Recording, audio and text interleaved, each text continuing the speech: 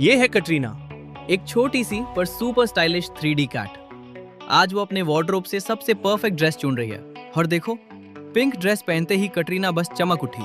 एक प्यारा सा बो लगाते ही कटरीना बन गई फैशन की रानी। अब देखो कटरीना की मॉडल वॉक, कितनी क्यूट, कितनी कॉन्फिडेंट। फाइनल पोज, कटरीना का स्टाइल दिल जीत लेने वाला। अगर कटरीना की ये प्यारी सी स्टाइल ने आपका दिल छू लिया हो तो लाइक दबाना मत भूलना और हमारे चैनल किटन मोमेंट्स टीवी को सब्सक्राइब जरूर कर देना। आपका एक क्लिक हमें और भी क्यूट वीडियोस लाने की ताकत देता है।